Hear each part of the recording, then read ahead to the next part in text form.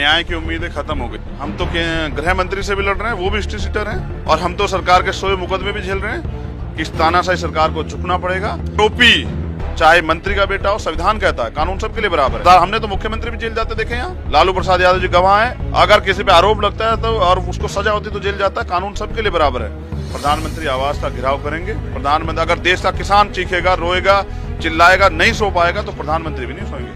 जाति विशेष के साथ साथ सरकार के लोगों की गिरफ्तारी नहीं होती, सरकार के पसंदीदा लोगों की गिरफ्तारी नहीं होती। संविधान पहले तो खत्म नहीं होने देंगे, लेकिन अगर हमारे रहते हो गया तो हम वो पहले शख्स होंगे जो खुद को गोली मार लें, क्योंकि गुलामी में नहीं जिएंगे।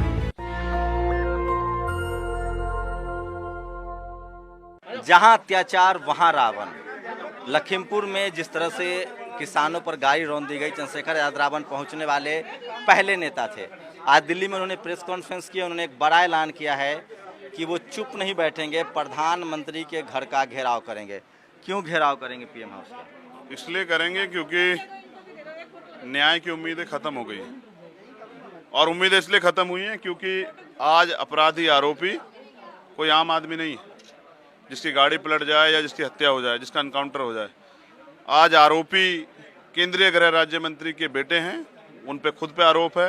उन्होंने 25 तारीख को भाषण दिया था कि हम किसानों को सबक सिखा देंगे, हमें कोई अगर काले झंडे दिखाएगा तो हम उसको सबक सिखा देंगे। तो मैं समझता हूँ पूरा साजिशन सब कुछ हुआ है। जब पहले मैं गया था नेट बंद था, लेकिन अब नेट अगर खुल गया है तो दिखने लग गया है कि वीडियो सारी रिलीज हो रही हैं, किस तरह से किसान जा रहे हैं और पीछे से बीजेपी नेताओं की गाड़ी आती है और कुचलते हुए आगे निकल जाती है और फायरिंग होती है। तो मैं समझता हूँ जलियांवाला बाग शंभू जी हमने देखा था, देखा तो नहीं, सुना था, किताबों में पढ़ा कि निहत्थे लोगों पे जनरल डायर ने गोली चलवा दी। आज भी जनरल डायर जिंदा, बस नाम बदला है। आप पहले नेता थे, क्या क्या झेलना पड़ा आपको वहां तक पहुंचने में? क्या क्या हुआ था आपके साथ? क्या आपके साथ भी बदसलूकी हुई थी यूपी पुलिस की तरफ से? इतनी तो भीम आर्मी कमजोर नहीं कि कोई बदसलूकी कर दे, लेकिन मैंने ये समझ लिया कि नहीं, आज जो ये राजनीति विपक्ष के साथ कर रही है हमको करनी पड़ेगी। तो मैंने उनसे कहा कि मैं लखनऊ जा रहा हूँ, मैं वहाँ नहीं जा रहा हूँ। मैं वापस आया, लखनऊ बॉर्डर तक पुलिस मुझे सुरक्षा में छोड़ के गई, और उसके बाद मैंने अपने कार्यकर्ताओं से कहा 3:30 बजे की मोटरसाइकिल की व्यवस्था कराओ। 4 मोटरसाइकिल लेके वो नेपाल बॉर्डर, एक तरफ जंगल और दूसरी तरफ शारदा नहर, 7 घंटे के सफर के बाद हम लोग वहाँ पहुंचे। बाइक से 7 घंटे का सफर किया? बाइक से 7 घंटे का सफर। पीड़ित परिवारों से बातचीत हुई है आपकी? पीड़ित परिवारों से बातचीत हुई, और पीड़ित परिवार, एक तो बात मुझे आपको कहनी पड़ेगी इस देश के सिख समाज के बारे में, कि वो डरता नहीं, हौसले नहीं छोड़ता। वो वहां तकलीफ में तो थे, लेकिन इस बात के लिए नहीं रो रहे थे कि उनके बच्चे चले गए। उनको शहादतों पे गर्व था, वो इस बात पे गौरवान्वित थे कि उनके बच्चों ने शहादत दी, लेकिन उनको तकलीफ इस बात की थी कि आज उनकी शहादतें किसी बाहरी आक्रमणकारी ने नहीं ली है, किसी अंग्रेज ने नहीं ली है, इस देश के प्रधानमंत्री और उनके मंत्रिमंडल के लोगों ने की है। अजय मिश्रा के बारे में कहा जाता है कि उनका सरकार चलती है पैरेलल, हिस्ट्री सीटर हैं, एक हत्या का आरोप का वो जजमेंट रुकवाया हुआ है हाई कोर्ट में। क्या लगता है ऐसे शख्स से आप लोग लड़ पाएंगे?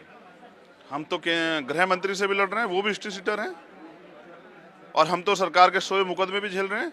मगर मैं जानता हूँ कि बाबा साहब अम्बेडकर हमें बता के गए हैं कि इस देश में अगर सबसे ज्यादा कोई ताकतवर है, माननीय काशी राम साहब ने भी कहा कि सर्वोच्च न्यायालय से बड़ी कोई अदालत है तो वो देश की जनता है। और जनता अगर तय कर ले, ये जनता की अदालत तय कर ले, और ये किसानों के साथ जिस तरह खड़ी हो रही है, सारा विपक्ष एकजुट होकर, आपको पता क्यों खड़ा हुआ है? राजनीतिक काम के लिए नहीं खड़ा हुआ, किसानों को न्याय दिलाने के लिए खड़ा हुआ है। मैं ये समझता हूँ कि इस तानाशाही सरकार को झुकना पड़ेगा, और आरोपी चाहे मंत्री का बेटा हो, संविधान कहता है कानून सबके लिए बराबर है। चाहे आम आदमी हो, किसान हो, नौजवान हो, चाहे खुद मुख्यमंत्री हो या प्रधान, हमने तो मुख्यमंत्री भी जेल जाते देखे यहाँ। जयललिता जी गवाह हैं, लालू प्रसाद यादव जी गवाह हैं। अगर किसी पे आरोप लगता है तो और उसको सजा होती तो जेल जाता है। कानून सबके लिए बराबर है, तो जेल जाना पड़ेगा। और अगर नहीं भेजेंगे तो 7 दिन के बाद प्रधानमंत्री आवास का घेराव करेंगे। प्रधानमंत्री, अगर देश का किसान चीखेगा, रोएगा, चिल्लाएगा, नहीं सो पाएगा तो प्रधानमंत्री भी नहीं सोएंगे। मीडिया और मोदी सरकार कह रही कि आप लोग राजनीति चमका रहे हैं यूपी चुनाव को लेकर। चलिए, इसको अगर उनको राजनीति महसूस होती है, राजनीति समझ आती है तो कोई फर्क नहीं पड़ता। लेकिन मैं पूछना चाहता हूं कि मीडिया और केंद्र की सरकार ये बताए कि जिस कानून का विरोध किसान कर रहे हैं वो कानून क्या देश की जनता लेके आई या विपक्ष लेके आया या देश के प्रधानमंत्री उनकी सरकार लेके आई? अगर वो कानून ना आते तो क्या किसान सड़कों पे होता? और जो किसान हजारों 700 से ज्यादा किसान जो है शहीद हो चुके हैं अप्रत्यक्ष रूप से, प्राकृतिक रूप से, और जो कुचले गए हैं उनकी हत्या पे अगर उनको न्याय दिलाने के लड़ना राजनीति तो हम करेंगे। मैं तो कह रहा हूँ और किसानों की आवाज उठाना राजनीति नहीं, क्राइम भी है तो मैं उठाऊंगा और उसके लिए कोई भी सजा हो मैं मुझे मंजूर। ये एक जो अभी विवाद हो रहा था, आपको भी उसी तरह से जैसे तमाम नेताओं को प्रोजेक्ट किया गया, आपको भी मीडिया आप दलित नेता के तौर पे प्रोजेक्ट कर रही है। ठीक आप है, लड़ रहे हैं बीजेपी से, कह रही है मायावती से लड़ रहे हैं। ठीक है, तो उनका चरित्र है, हमारा भी चरित्र है। हम बहुजन समाज में जन्मे हैं, इस देश के SC ST OBC माइनॉरिटी के लोगों की आवाज़ उठाते हैं और देश के हर जाति वर्ग के की तकलीफ महसूस करते हैं। इंसान है, जानवर नहीं है। और हम तो कह चुके हैं पहले भी कि जातियाँ जानवरों में तो इंसानों में तो नहीं होती। मैं तो पूछना चाहता हूँ, आपके चैनल के माध्यम से पूछ रहा हूँ, अगर एक ब्राह्मण के घर में जो बच्चा पैदा हो उसको एक दलित के घर में आप पैदा होने के बाद छोड़ दे, वो वहाँ परवरिश करे, या जितने लोग यहाँ बैठे हुए हैं किसके शकल पे लिखा है कि उसकी जाति क्या है? हम तो जाति विहीन समाज चाहते हैं, हम तो भाईचारा चाहते हैं, लेकिन ये भी एक सत्य है कि जब तक जाति रहेगी भाईचारा नहीं आएगा। क्या कहेंगे? कपिल मिश्रा दिल्ली में आरोपी थे, कुछ नहीं हुआ। कोमल शर्मा JNU में आरोपी थी, कुछ नहीं हुआ। अब इस मामले में ये आरोपी हैं, ये गोरखपुर में जो मर्डर हुआ उसमें अब तक कोई पुलिस वाला गिरफ्तार नहीं हुआ क्योंकि वो एक जाति विशेष से है। अब अजय मिश्रा और उनके बेटे के बारे में साफ साफ तस्वीरें आ गई, उसके बाद भी तो क्या लग रहा है कि वो दौर आ गया जो हम लोग मनुस्मृति जिसको कहते हैं कि अब कम से कम एक जाति विशेष के लोगों की गिरफ्तारी नहीं होगी, चाहे वो मर्डर ही क्यों ना हो।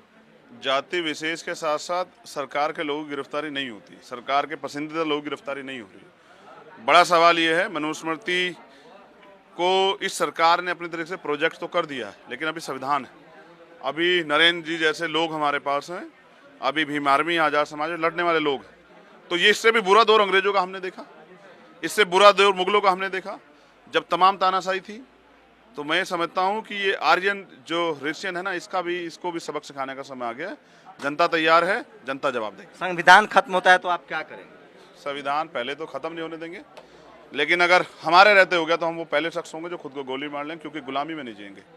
चंद्रशेखर आज़ाद है और आज़ाद है। एक और सवाल जो आपका एकदम लोगों को लगता है, इस देश के जो भी शोषित वंचित लोग हैं जिसके साथ भी अत्याचार होता है, उसको लगता है कि चंद्रशेखर रावण मेरे पास आएगा, वो मेरी आवाज़ उठाएगा, उन लोगों को क्या आश्वासन देंगे कि सचमुच आप हमेशा उपलब्ध रहेंगे? अकेला थोड़ा ही हूँ, बहुत चंद्रशेखर तैयार हो गए, बस उनके नाम आप नहीं जानते। किसी का नाम हिमांशु है, किसी का नाम महेश है, किसी का नाम नरेश भिकुराम जैन है, किसी का नाम अमल तोमर है, किसी का नाम मनीष है। बहुत चंद्रशेखर पे तैयार हो गए। किसी का नाम कनिष्क है, वो अपनी लड़ाई लड़ रहे हैं।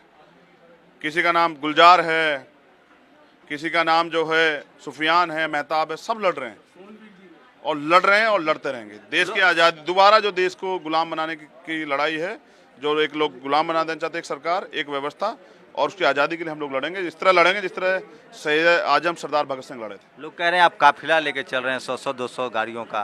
1000 गाड़ी का लेके चलूंगा, हेलीकॉप्टर लेके चलूंगा, प्राइवेट जेट लेके चलूंगा, रेल लेके चलूंगा। इस देश में अगर सबसे बड़ा कोई वो है, वो भी लेके चलूंगा। लोकतंत्र है, हमारे अधिकार हैं। और अब अगर इस संविधान के मिलने के बाद भी अगर हम लोग अपनी हैसियत नहीं बना पाए, अपने लिए सुविधाएं नहीं दे पाए, अपने समाज को आगे नहीं बढ़ा पाए, तो हमारे आज के रहने का और 1950 से पहले के भारत में क्या फ़र्क होगा? जो हर अमीर को मिला है वो हर गरीब को मिलेगा। ये लड़ाई चलती रहेगी। चंद्रशेखर आजाद रावण है, मीडिया की लगातार कोशिश हो रही है कि इनको चुनाव की बाइनरी में सिमटा जाए। मेरा सवाल चुनाव से जुड़ा नहीं हो सकता है, मैं फिर कह रहा हूँ, चंद्रशेखर रावण की एक विश्वसनीयता है, एक क्रेडिबिलिटी है, एक विश्वसनीयता है कि जहाँ भी अत्याचार हो, किसी के साथ अन्याय हो, और खासकर उन लोगों के साथ जिनके साथ जाति के नाम पर अत्याचार होता है, धर्म के नाम पर अत्याचार होता है, चंद्रशेखर रावण एक विश्वसनीय चेहरा बन गए। वो वहाँ पहुँचते हैं और सरकार पर दबाव बनाते हैं कि आरोपियों पर कम से कम कार्रवाई हो। ये एक ट्रेडमार्क बन गया और इसीलिए युवाओं में, आम लोगों में उनकी बहुत ज़्यादा पॉपुलैरिटी है। और उसका नतीजा है कि चाहे इस तरह के प्रेस कॉन्फ्रेंस हो, चाहे भीड़ हो, उनके साथ काफिला चलता है। चुनाव में आने वाला वक्त है, मीडिया की लगातार कोशिश है कि चंद्रशेखर रावण को मायावती के उलट दिखाया जाए। उनकी कोशिश है कि चंद्रशेखर रावण को ओवैसी और मायावती और चंद्रशेखर रावण बीजेपी के लिए बैटिंग कर रहे हैं, इस तरह का प्रोपगेट किया जाए, इस तरह के एक फ्रेम में दिखाया जाए। इसलिए उनसे इंटरव्यू के दौरान ज़्यादातर मीडिया जो है वो यूपी चुनाव में गठबंधन पर सवाल करते हैं। मेरी लगातार कोशिश होती है कि जिस मुद्दे पर जो मसला हो उसी को आप तक दिखाया जाए। आप लोग अपनी प्रतिक्रिया दीजिए, क्या चंद्रशेखर रावण के आंदोलन से आप सहमत हैं? जिस तरह से वो विक्टिमों की आवाज़ उठाते हैं, आपको लगता है कि वो सही तरीका है? आपकी प्रतिक्रिया बहुत ज़रूरी है। कैमरा पर्सन आशीष के साथ शंभू कुमार सिंह, नेशनल दस्तक, दिल्ली। नेशनल दस्तक की आपसे गुजारिश है कि अगर इसको बचाना चाहते हैं तो नेशनल दस्तक को सब्सक्राइब करने के लिए रेड कलर के सब्सक्राइब बटन को दबाएं, फिर बेल आइकन की घंटी दबाएं। नेशनल दस्तक को बचाने के लिए बहुत जरूरी है कि हर खबर को शेयर करें, लाइक करें, कमेंट जरूर करें।